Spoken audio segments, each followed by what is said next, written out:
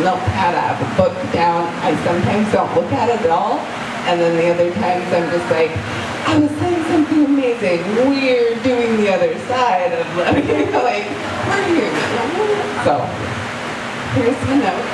And I also happen to have notes because I loved so much of what was being spoken, but I know I wouldn't remember that either. So here are my responses. Number one, there are no CEOs chasing down gurus. Well, there are CEOs that are chasing down gurus, asking them the meaning of life, or how to find happiness, or how to find peace. There's not really gurus flocking stadiums, asking CEOs how to make $1 million to get happier. So we're all on the road to happiness together in this crowd, I can tell. So the stuff with the food, the metals, the Alzheimer's, I was working with Cal. I come from like the raw food background. I worked at a restaurant in Utah called Rawtopia, recently featured by Martha Stewart. Thank you so much. Also from a Middle Eastern background, the flavors are amazing. Cal does not disappoint. The dogs, all of this type of stuff, as far as building community, and what Cal is doing as well, is we're looking evolutionary forward as communities, and we're looking where we're going. This type of stuff you can find in like a small Italian village where like when someone dies, everybody comes out of their houses and comes together and is together and heals together and grieves together and works together. And this type of community building is exactly what Playa is so close in a transition to either turn towards being more focused at like just growth or turning towards that community. And I love this kind of stuff for that reason. Mucho importante. As far as all of the African stuff down here, so I dated a West African djembe player for 10 years who was married to Mamadi Keita, who retired here and passed in Mexico. So there are a lot of djembe players and a lot of things that I've noticed around here. So that's one of the things I want to bring in as far as what I do, is bring in some more people for like musicians and things for the community to enjoy.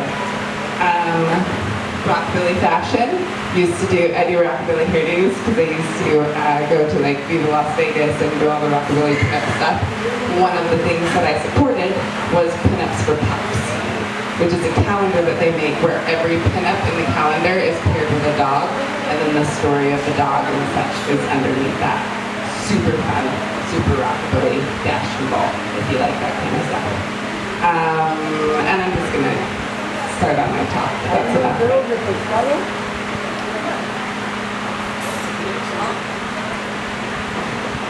So I was advertised as talking about stress relief and mindfulness. So I will. By raise of hands, how many people here have had what is considered an invisible handicap or chronic pain? Please leave your hands, or if it's not comfortable, lifted. You can just leave a finger up or a straw. How many have had a concussion or a traumatic brain injury or known somebody that has? Okay, we'll take the hands up at the end. If you said yes to anything, we'll all put them up at the end. Perfect. How many suffer from stress-related illnesses such as food intolerance, unwanted weight or body issues, skin problems, joint pain, inflammation, migraines, immune disorder, or any of those things? Okay, so we're still going. Don't worry. So I got notes. And the things that we are navigating in our daily lives that make us feel misunderstood, unseen, different, or somehow broken, not as good as we are going to be, or like after we do this next diet, chubbiness is just not even a thing. It's where I place my sword. That's my chubbiness, and that's where it's a weird thing. Mucho fuerte. Okay, so we always are thinking of the us that's going to be after we do this thing, or after we achieve this thing, or after we get this thing, or maybe like I'm lamenting the knees that I had that could run like a 16-year-old and can't do that anymore. We're thinking of who we used to be. both of these are actually creating not only our own internal suffering, our own illnesses, but if you look at the political scale of the times at large where we need to learn how to work together, not only as people, but with AI, as we're coming together and fusing all of this, we need to turn towards that which is going to grow us closer together, not more rugged individualism and all the things that doesn't exist. Okay? Are we still together? Wondering how we're getting belly dance. All right. So everybody that raised their hand, we agreed it was everyone. So injury, life situations, body, old age, death, and dying. It's got us. All of those things got us all. We're all in the same boat of something that we were not and are never going to be in control of. We're blamed for or shamed for or is seen as not as good as. And then we go to classes and we're like, what's growth mindset? Well, it's not that. Excuse my exuberance.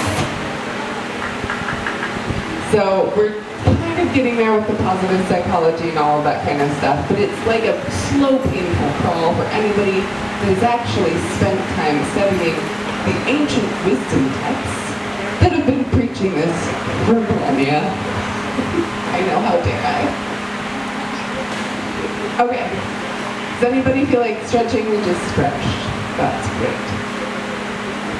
I'm going to do this in fear because it's really hot. So instead of getting you up and moving you around and telling you what to do, like I might in a yoga class, right? Like lift your arms up and breathe into your rib cage to the sides, up and down. We can all kind of do that, right? We're like, yeah, feels great. One of my favorite things, which you can do sitting down, which a beautiful example of which, love it. This tells so much. I study body language. Right here on your neck is where we call the royal nerve. It's the place where like a mama kitten picks up a baby kitten, or the place that you might be beheaded. And if you take this space and you expose it, so you're opening up, it's actually putting yourself in the place of power. And what is power and beauty? Sorry, I don't do microphones a lot. We actually see beauty, and what we see is good health. And so if you expose here, I want you to think about if you were afraid of something, you would cower and crunch. And then we do not have axial extension for the nerves in the room. But if you are unafraid, think of an omnipotent being that nothing could injure and everything's coming at it and it's just kind of chill. You wouldn't be afraid of anything, and you would open and you would be able to actually be in the place where you are most able to contact, should you have to move, your power and stability and strength and good health and beauty. Okay, we're going on a wild roller coaster ride because I only have so much time.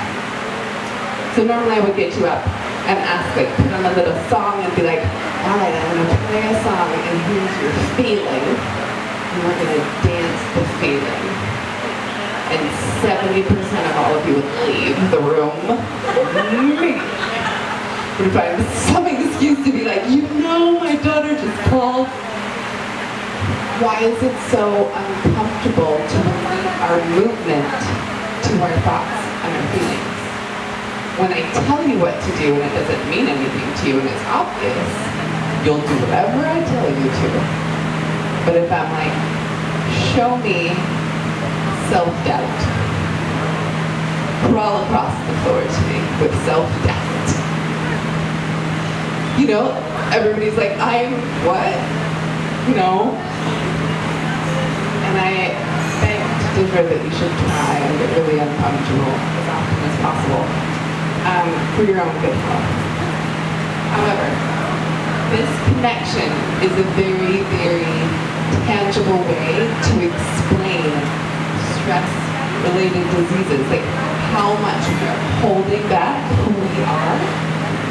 At any given moment, we are engaging in every single person's energy in this entire space because we're tribal. We need to know we're safe. If someone over there started doing something crazy, we would be affected by it. Yeah? So we're on high alert all the time and ignoring the fact that we're on high alert. And pretending like we have to do it all ourselves and we have to have the job and we have to have the perfectly clean house even though you have 6 kids and you know what I mean, and a horse or whatever else, yeah? We've got to, you know, pull ourselves up by our bootstraps and like no crying for the boys, no, none of that. And then we're eating ourselves from the inside. Do you see where I'm going with this? There's a solution. It's all coming. I'm just leading you to this thing. Y'all can be belly dancers. Okay, so to consider certain things like dance is interpretation. And I want you to think about any other time that your feelings, your thoughts, and your body are more intrinsically free to ebb and flow with your will, if will exists. Some non-duality in there that we'll get to. But then in dance, and your own dance, it is when we are the most honest with each other. And I've studied everything from anthropology to body language and all things over the years in politics and back, and I've been to India and I've done the Eat, Pray, Love, and I've hugged the Amma with us huggers around apparently. I've done a lot of things and I've kind of brought it down to this process that actually, if you'd like to know my story on a different day, I'm actually healing my entire body from autoimmune disorders, from bad knees, from back pain, from a Dowager's hump, from all sorts of things related to trauma as a child, related to feelings, thought patterns, and belief systems that are still in our body. Our body holds the score and all that stuff.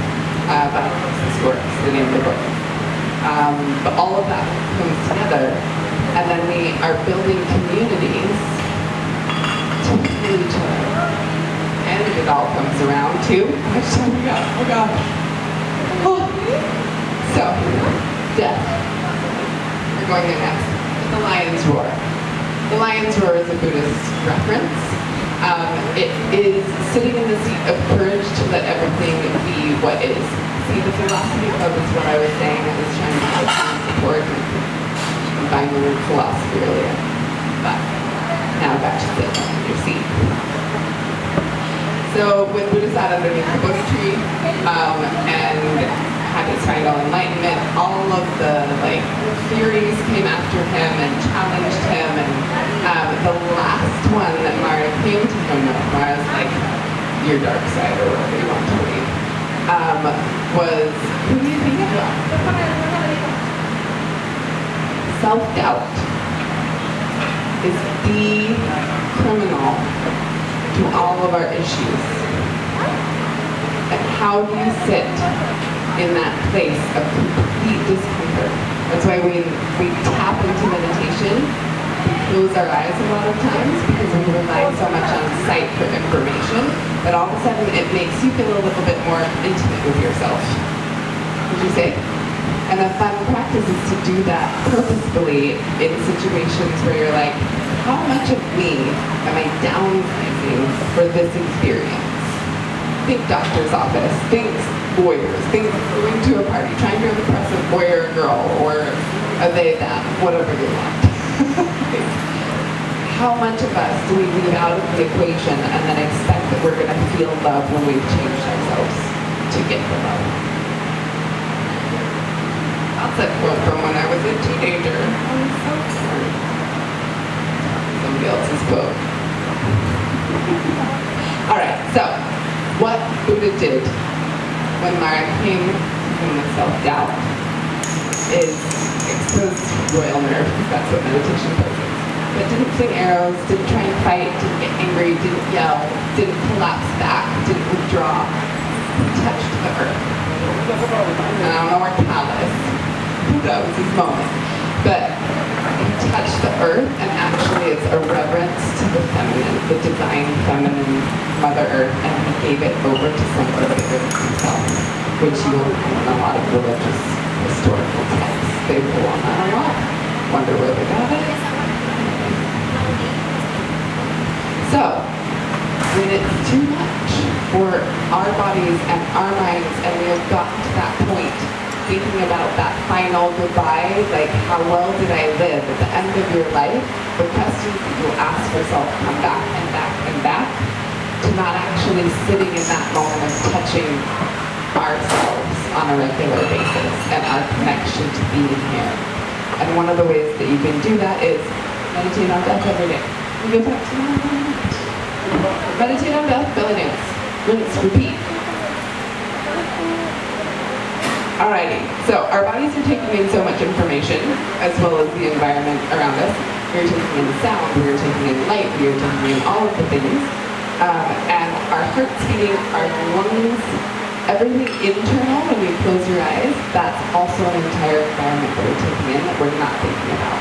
And then we put things like caffeine over it. And then we wonder why we're like stressed out at the end of like the month, when on a daily basis you're ignoring your body's response to the fact that you're tired and you need rest or maybe better food. It's like our bodies are trying to tell us something. Okay, turning towards that which you do not want. Here we go. Like death. That's the big one. So, the story of coming into a break room at your work and you run into a coworker and they are devastated, their daughter just died, and they don't know what to do. They are going into a board meeting where they can't really bring their feelings and they just have to present something. How do you respond? Your heart goes out to them. It wakes up our compassionate heart to see someone in suffering. If you came into the same room and the person was sitting there was like, I just got done with the gym and I just have to tell you, I have the best body. I just love myself so much. And I just have like too much money. Did you just start to walk away and do your own thing? That doesn't really like make us be like, wow, golly gee, how can I be like you? But it's got it all. They're comfortable, they're confident, they have everything. Not the same. So if we take out witnessing our own and other people's suffering, here's the side note, we take away how it opens up our internal best self, our ability to sit with people in pain, in grief, in loss, in transition, in time, which we will all come to at one point. It cuts us off